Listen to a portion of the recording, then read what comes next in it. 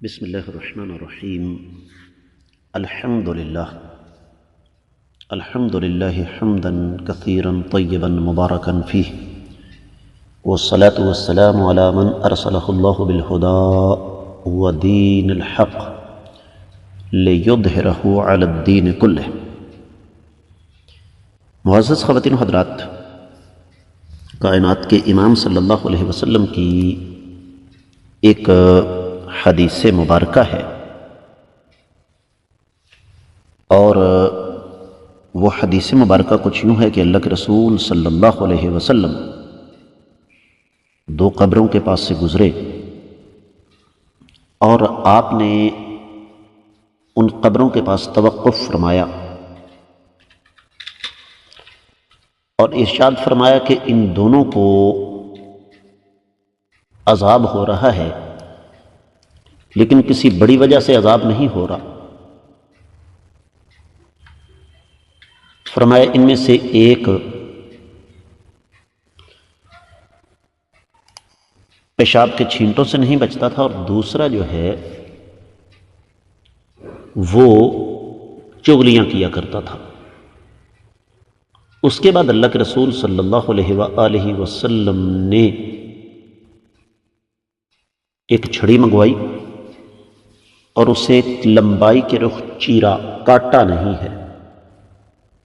آپ علیہ الصلوۃ والسلام نے اس کو چیرا لمبائی کے رخ، اور اس کے دو حصے کیے، اور ایک ایک حصہ جو ہے وہ ان قبروں پر گاڑ دیا، اور فرمایا کہ جب تک یہ خشک نہیں ہوتی ہو سکتا ہے اللہ رب العزت ان کے عذاب میں کمی کر دے۔ اب اس حدیث کے حوالے سے بہت سارے اشکالات ذہنوں میں پیدا ہوتے ہیں کہ کیا یہ خاص ہے نبی علیہ الصلوۃ والسلام کے ساتھ، یا یہ قیامت تک کی آنے والی امت مسلمہ کے لیے بھی ہے؟ اور جب اس مسئلے پر غور کیا جاتا ہے تو پتہ یہ چلتا ہے کہ یہ حکم کائنات کے امام صلی اللہ علیہ وسلم کے ساتھ خاص ہے، اور اس کی ایک نہیں، دو نہیں، کافی ساری وجوہ ہیں۔ مثال کے طور پر سب سے پہلی چیز تو یہ کہ قبر والے کے ساتھ کیا کچھ ہو رہا ہے، یہ صرف اور صرف کائنات کے امام صلی اللہ علیہ وسلم کو اللہ تعالیٰ ہی بتا سکتے تھے، عام آدمی کو اس کا کوئی پتہ نہیں چل سکتا۔ اگر ہم ایسا کرتے ہیں تو اس کا مطلب یہ ہوا کہ نعوذ باللہ یا تو ہم پر وحی آئی، یا پھر ہم نے اپنے طور پر یہ فرض کر لیا کہ میت کو عذاب ہو رہا ہے۔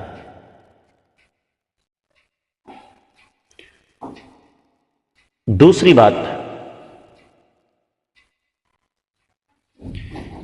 کہ اللہ کے رسول صلی اللہ علیہ وسلم اس دنیا میں اس لیے تشریف لائے کہ اپنی امت کو ہر نیکی کا کام بتا سکیں اور ہر برائی کے کام سے منع کر سکیں۔ کیا نبی کریم صلی اللہ علیہ وسلم نے اپنی امت کو یہ بتایا؟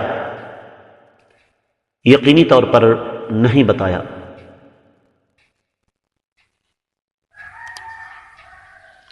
تیسری چیز یہ ہے کہ کائنات کی تاریخ میں امام الانبیاء محمد رسول اللہ صلی اللہ علیہ وسلم کے سب سے بڑے پیروکار صحابہ کرام رضوان اللہ علیہم اجمعین ہیں۔ سیدنا ابو بکر صدیق رضی اللہ تعالیٰ عنہ سے لے کر ایک عام صحابی تک،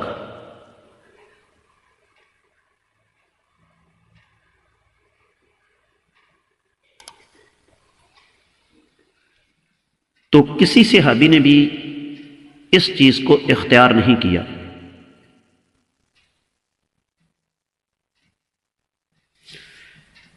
بعض لوگ صحیح بخاری میں موجود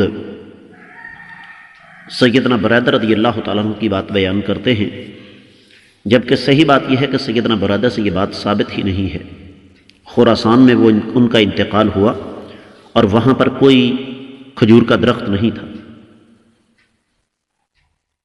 اور فرض کیجئے کہ اگر اس کو مان بھی لیا جائے تو اللہ کے رسول صلی اللہ علیہ وسلم سے جو چیز ثابت نہیں ہے وہ ہم کسی اور کی بات کیوں مانیں اس حوالے سے۔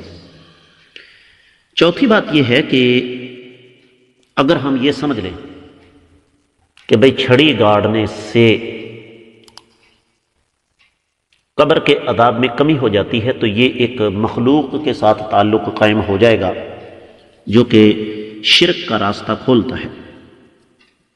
پانچویں بات یہ ہے کہ اگر چھڑی گاڑنے سے عذاب قبر میں تخفیف ہو سکتی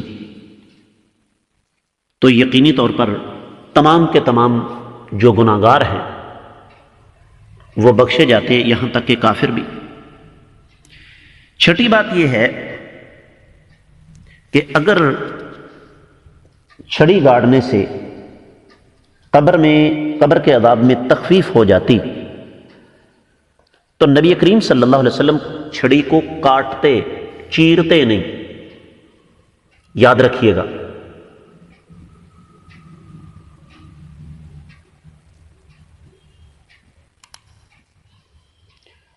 اور پھر ساتویں بات یہ ہے کہ قبر کے عذاب میں اگر تخفیف یا کمی چھڑی کی وجہ سے ہو جاتی تو اللہ کے رسول صلی اللہ علیہ وسلم کسی ایسے درخت کی چھڑی کا انتخاب کرتے جو خشک ہونے میں وقت لگاتا ہے، اور آپ علیہ الصلوۃ والسلام اچھی خاصی موٹی چھڑی لیتے۔